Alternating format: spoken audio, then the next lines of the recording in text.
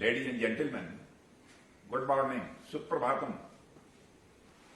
It gives me great pleasure to interact with you all through this digital forum on the occasion of 93rd Annual Convention of FICCI. In more than 9 decades of its existence, FICCI has played a pivotal role in addressing the issues concerning Indian industry and business in the most constructive manner. It has played a very important role in India's emergence as one of the most rapidly growing global economies. Friends, the COVID-19 pandemic may have constrained our ability to meet in person. However, it has afforded us the flexibility of time, distance, and virtual interaction. Such a format facilitates a more inclusive dialogue with saving in time and resources.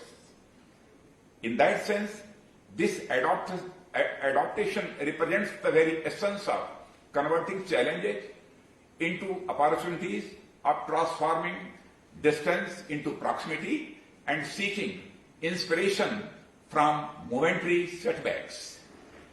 The pandemic is a massive challenge which has shaken up the whole world. It has impacted almost every aspect of our daily lives, and the setback to global economy is also immense. At the same time, the pandemic has also inspired and pushed the boundaries of the human ingenuity. My friends, I don't think there could have been a more apt theme for this year's convention. The beginning of the year 2020 was unfortunate for the entire world. The outbreak of coronavirus epidemic brought with itself a great amount of uncertainty. India too was greatly impacted by it. It was a serious challenge for a nation like India that was making a stride towards attaining its right place in the comity of nations.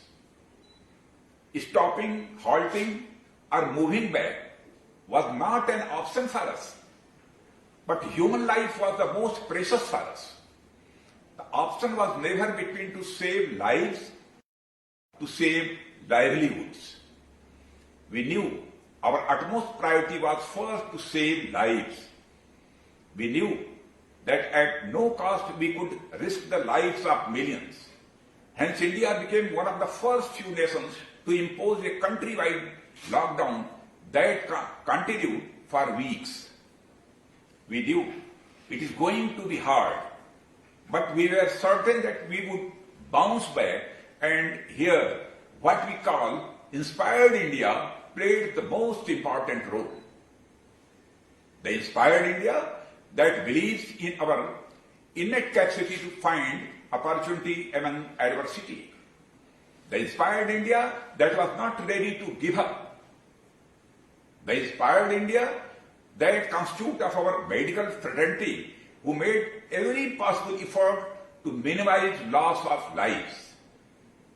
The inspired India that constitutes of you, the esteemed members of business and industry, who made every possible effort to minimize loss of livelihoods. My friends, the inspired India that constitutes of innovators and enterprising youth who work tirelessly to minimize loss of opportunities. The inspired India constitutes of institutions like Election Commission that managed to conduct a free, fair and peaceful election with 7.79 crore voters in such a challenging time. The inspired India that constitutes of our armed forces whom no virus could deter from their duty. While the world was fighting the deadly virus, they were valiantly defending our borders. And above all, the inspired India that constitutes millions of common men and women who showed great patience and resilience in this fight against coronavirus. Today, India is back on track with a new vigor. In our fight against COVID-19, and inspired India with all Indians participated together as a nation. The role of citizens in successful implementation of the lockdown in order to contain the initial spread of the virus was no mean achievement.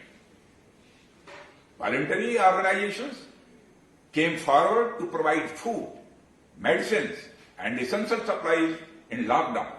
Civil society contributed by taking care of the needy, and the individuals stood by each other many a times organizing tiffin services for migrants. It was amazing. The devotion of duty showed by our frontline COVID warriors, including doctors, healthcare workers, ASHA workers, sanitation staff, etc., earned the adulation of the entire nation. The government acknowledged this indomitable spirit of the entire nation. In order to pay respect and bind the entire nation with this spirit, innovative measures like clapping and beating, thali, lighting of diyas were encouraged by our Prime Minister Sri Narendra Modi. Our defense forces also expressed their gratitude to coronavirus warriors, including healthcare workers, police, and forces who were at the forefront of the battle against the pandemic through fly-past, lit-up ships, and musical tributes outside hospitals across the country. I still remember the time when serious doubts were raised regarding our ability to provide basic support facilities from masks to PPE kits, ventilators, and ICU beds. We have witnessed how different companies rose to the challenge to manufacture healthcare products like masks, PPE kits, sanitizers, ventilators, and ICU beds at the start of the pandemic. I congratulate our entrepreneurs who showed courage. They took a leap of faith in adopting and adjusting their production lines. That truly reflects the sentiment expressed by Gandhiji about companies acting as trusteeships, valuing social responsibility alongside profits. This pandemic has also proven that India has always been futuristic and has believed in finding permanent solutions to the problems.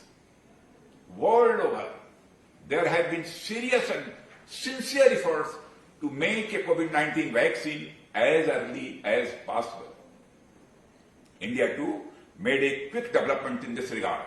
Today, after only 10 months, vaccines are in their final stage of development to be produced in India. But an important question was, what if tomorrow a new virus outbreak happens? Can we afford yet another coronavirus-like epidemic? The answer to this uncertainty is to create a defensive mechanism that can fight any virus. The answer is to strengthen our immune system.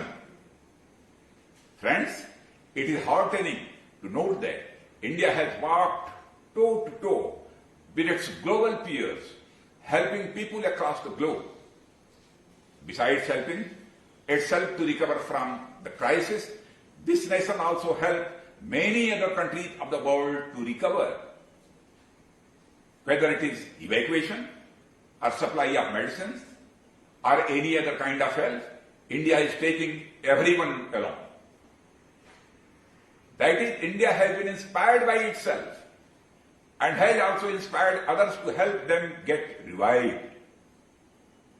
There is a self-inspiration of India which has been embedded in us for centuries in the form of Sangakshadhvam, Sangvaradhvam, that is, may we all go together, let us all move together.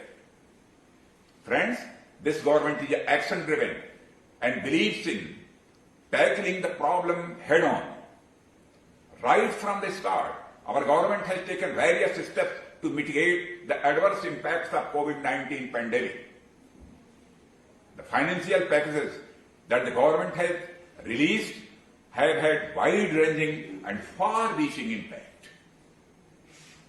Commencing with the initiative on 26th March 2020, a rupees 1.7 lakh crore package was announced, which focused on providing immediate relief to the poor, migrants, and both urban and rural workers also. It included food security and direct cash transfer. In May this year, a follow-up 20 lakh crore package addressed a number of challenges faced by the country. The focus of this initiative also aimed to provide a major impetus to the Atmanirbhar Bharat initiative. As you are aware, it included collateral free loans, relief for salaried taxpayers, workers, and other stressed businesses. Government contracts up to rupees 200 crores were limited to only domestic firms. Nearly 81 lakh MSMEs have taken advantage of Prime Minister Narendra Modi's Emergency Credit Line Guarantee Scheme under the Atmanirbhar Bharat package. While special attention was given to MSME sector as they needed extra support, at the same time several important policy decisions were also taken to incentivize big businesses. Soon after the nationwide lockdown, which ought to have a negative impact on the economy, the doom shares started making prophecies of doom. It was said that it would take more than 1 or 2 years for India to reverse the 23.9% contraction in our gross domestic product that we witnessed in the first quarter of this financial year. But once again, they were proved wrong. India bounced back in no time. In the second quarter, the Indian economy registered a 7.5% contraction in its gross domestic product, and it was a significant improvement over the 23.9% contraction that we witnessed in the first quarter. The manufacturing sector, which registered a 39.3% contraction in first quarter, registered a 0.6% growth in the second quarter. This forced the Asian Development Bank to change its forecast for the Indian economy, projecting 8% contraction in 2020 and 2021, as compared to 9% degrowth estimated earlier. Agriculture and allied sectors also grew. Electricity, gas, and other services posted at 4.4% growth as against a 7% contraction in previous quarter. This is a clear indication that India's economy is likely to return to pre-COVID-19 levels by the end of the current fiscal year, which is much earlier than expected. Friends, it is the strength of our economy only that India in April-August 2020 received the highest ever total foreign direct investment. The total FDI inflow in India in the first 5 months was $35.73 billion, 13% higher than that in the same period last fiscal. Our focus on infrastructure building and improvement has not diminished, and we see it is a great multiplier in terms of employment. A word here about the agricultural sector here. For it is the mother sector for all others. Agriculture has been one sector which has been able to avoid the adverse effects of the pandemic and in fact come out the best. Our produce and procurement have been plentiful and our warehouses are full. There is no question of taking retrograde steps against our agricultural sector either. The recent reforms have been undertaken with the best interests of India's farmers in mind. We are, however, always willing to listen to our farmer brothers, allay their misgivings, provide them with assurances we can provide. Our government is always open to discussion and dialogue. Or on the global front, friends, the undermining of global supply chains has created an opportunity to strike a balance between Atmanirbhar and globalization.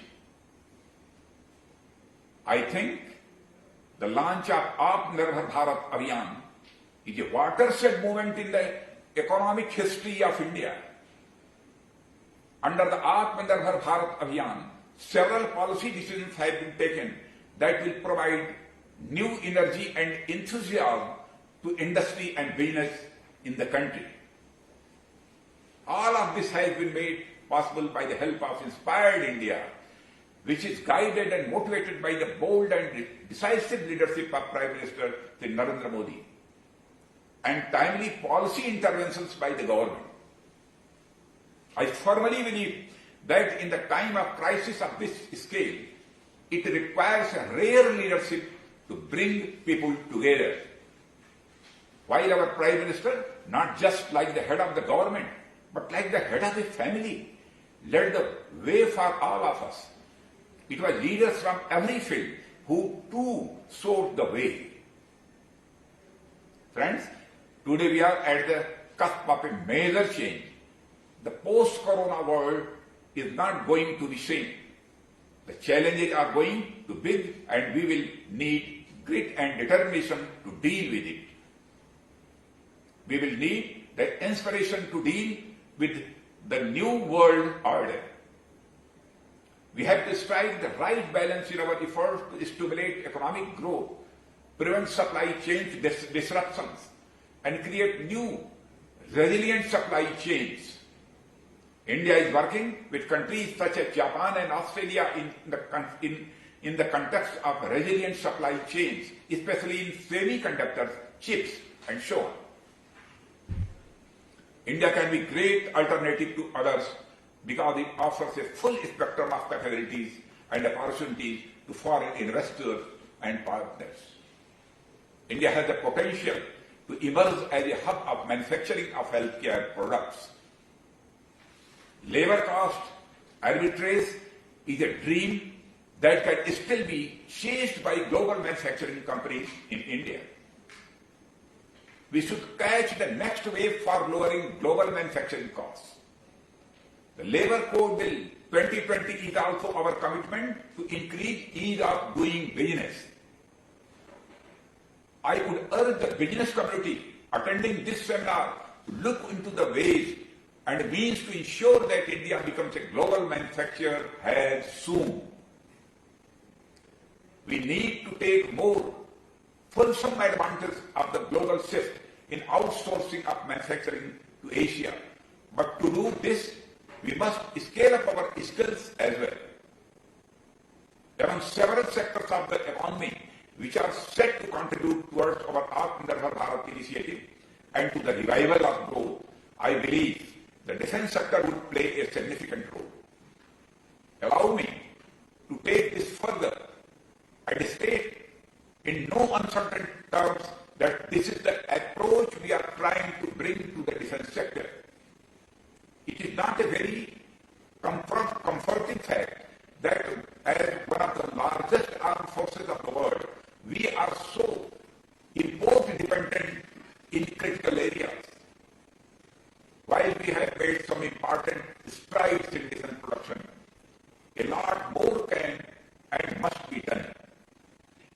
The unprovoked aggression on our Himalayan frontiers is a reminder of how the world is changing, how existing agreements are being challenged, how power is being asserted not just in the Himalayas but across the Indo-Pacific, and how uncertain the future of the region and world could be in this backdrop.